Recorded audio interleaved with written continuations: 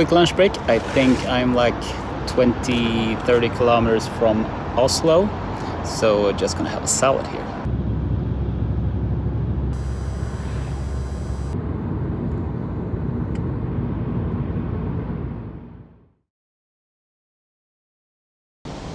Beautiful Norway.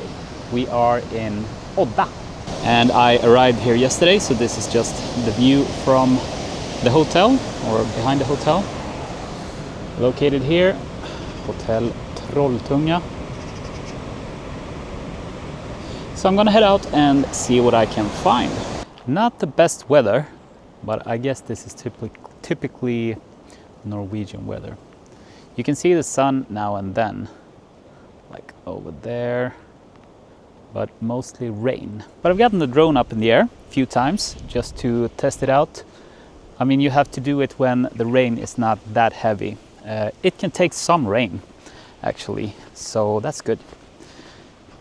Gonna keep driving and head up to Hardangerbrua, Hardanger Bridge, and see how things look over there. I've also got some clips with the Canon C70 and the 1535 so far. So I keep it rigged in the trunk of my car, and a few different lenses, the anamorphic from Siri, 7200, 100 to 500, and also the drone is ready to go in on the floor of the back seat of my car, so I can just stop, get it out, and get it up in the air as fast as possible. Right now the road is pretty good. You have a pretty wide part of the road here, but overall the roads are really, really narrow and twisty, so no high speeds.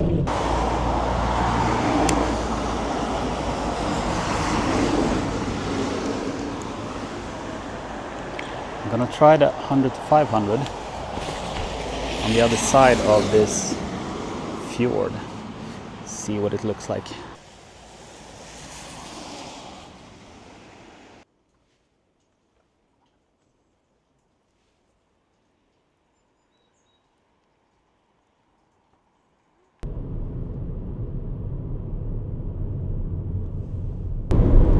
Hardanger Bridge. So behind me here is Hardangerbrua, and I'm gonna get the drone up in the air, see what we can get.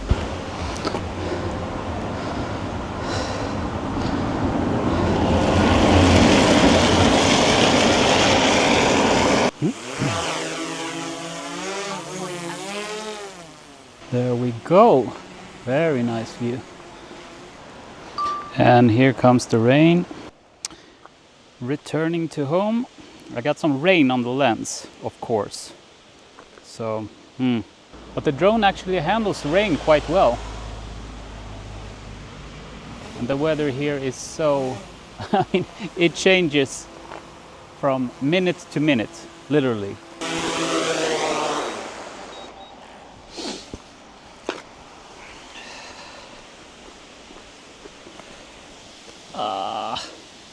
Maybe I got some good shots in the beginning before it started to rain. We'll see.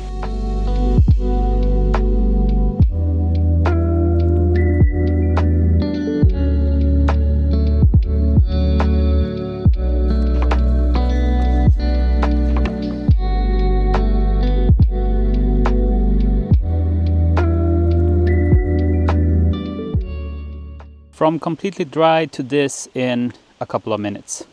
So I found another spot with the bridge right here. So I got some really nice shots here with the clouds, some sun shining through. So this is a perfect place for taking off with a drone, actually. It's funny how quickly the weather changes. It's, I mean, 10 minutes back and forth, you have pouring rain and sunshine. So when the weather is good for 10-15 minutes, you really have to take advantage of it. I have tried a few clips with the wide angle lens, but the thing is that when you're filming a bridge like this, these pillars get sort of bent, since it's not a fisheye effect, but almost. So I switched back to the regular lens, the standard lens. So we'll see which one turns out best.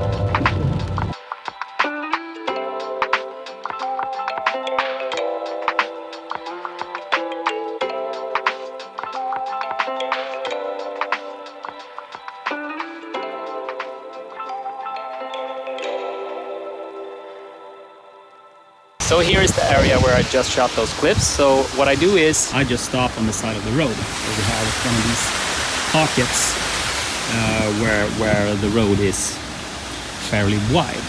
And then I just turn my blinker on and then I get the drone up in the air and shoot my clips. Usually takes 5 or 10 minutes and then I keep going. And I gotta say, I was extremely lucky. It has been raining, pouring rain for, I don't know, an hour or something. And now we get this. Changing very rapidly.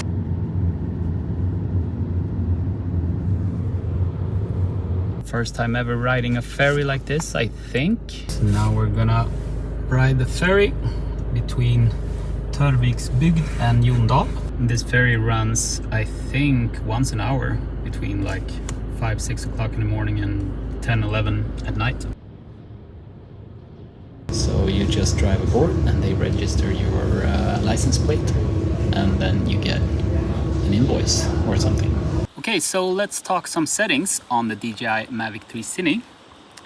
I shoot in ProRes 422 D-Log, 50 frames per second, and regarding exposure, I control that with the shutter speed, the aperture, and a variable ND filter. So preferably you want to follow the rule with double the frame rate. So since I'm shooting in 50 frames per second, I want to use 100th of a second shutter speed. But since this is not really a situation where I have a lot of quick movements, so I need that natural motion blur, I can easily go up to 1/200 or 1/400 or maybe even 1,000 of a second shutter speed to control the exposure. Honestly, that's not gonna make a difference.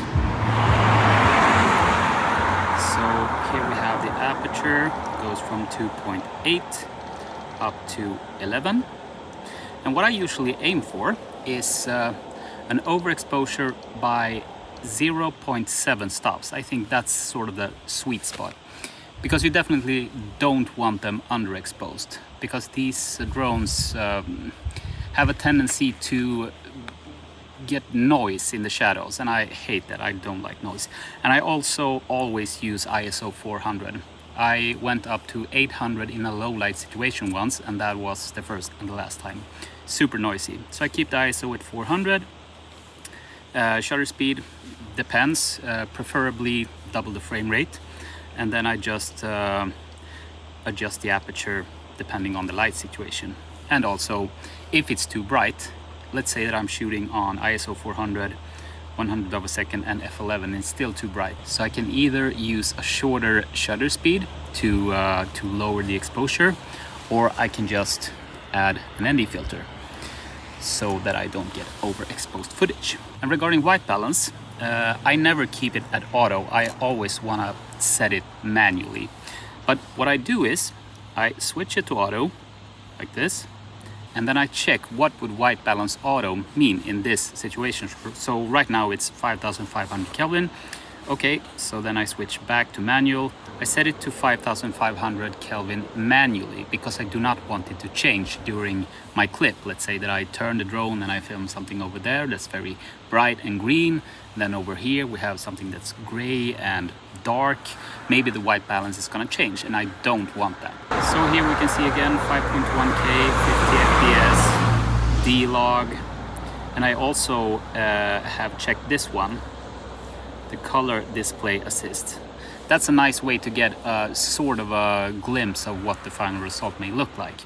So I think it's basically just activating the standard Rec 709 LUT by switching this checkbox right here. And ProRes 422.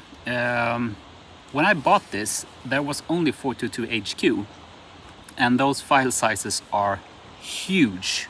So it's nice that we have gotten the 422 LT and regular 422 with a firmware upgrade. So that's nice. And now I usually shoot in 422.